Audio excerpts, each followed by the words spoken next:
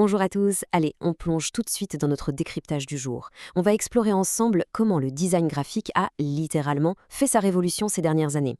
Pensez-y un instant, on est vraiment passé d'un métier guidé par des choix purement esthétiques à un système de fond où l'accessibilité universelle est reine.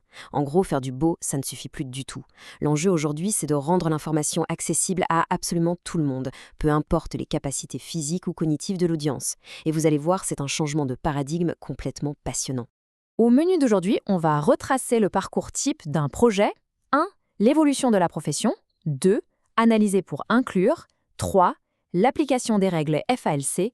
4. L'accessibilité dans le multimédia. Et pour finir, 5. Le rôle de conseil du designer. On attaque avec notre première partie, l'évolution de la profession. Et croyez-moi, le métier s'est considérablement élargi. Le graphiste d'aujourd'hui doit intégrer des notions complexes d'inclusion dès les toutes premières secondes d'un projet. Ce que l'on observe ici, c'est une vraie preuve de cette transformation, le fameux référentiel REAC, publié par le ministère du Travail.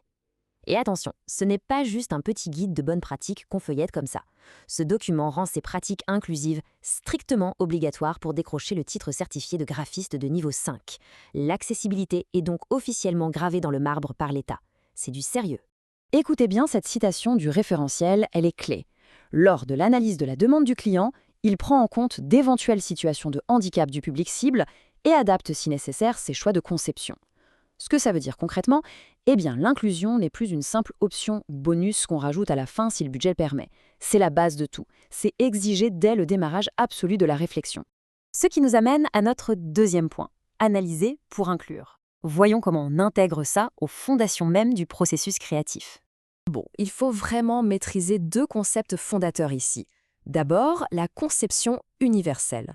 En gros, c'est l'art de créer quelque chose qui soit utilisable par tout le monde d'emblée, sans avoir besoin d'une version adaptée. Et ensuite, le FALC, qui signifie facile à lire et à comprendre.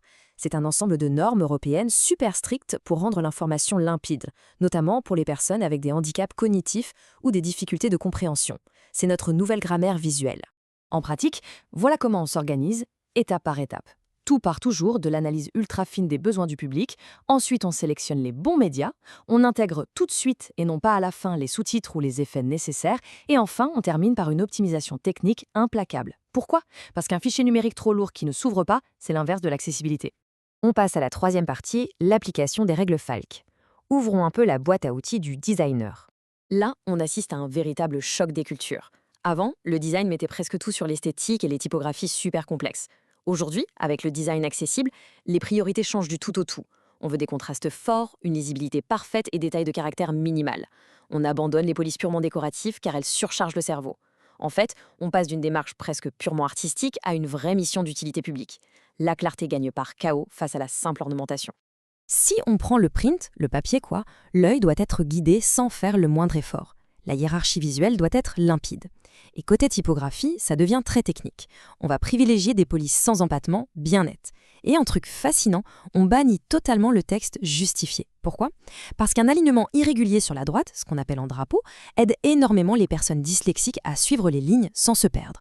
C'est de la technique pure mise au service direct de l'impact social. Quatrième étape, l'accessibilité dans le multimédia.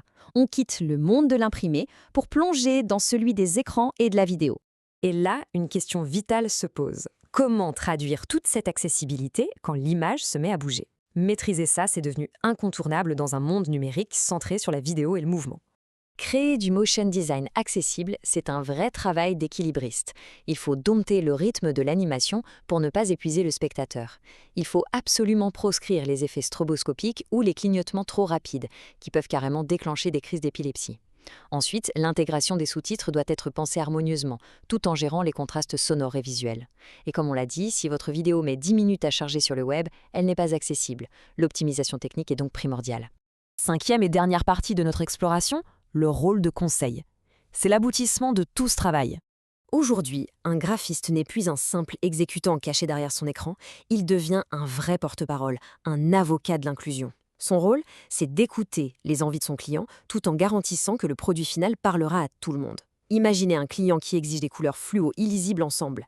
Eh bien, c'est le boulot du designer de prendre le temps d'argumenter, de faire de la pédagogie et de ramener le projet vers des solutions universelles.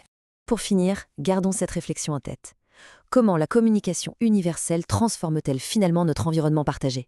En rendant l'information claire pour tous, le design inclusif dépasse de loin la simple contrainte technique. C'est notre société tout entière, notre façon d'accéder à la connaissance qui est remodelée. On crée un espace commun beaucoup plus accueillant.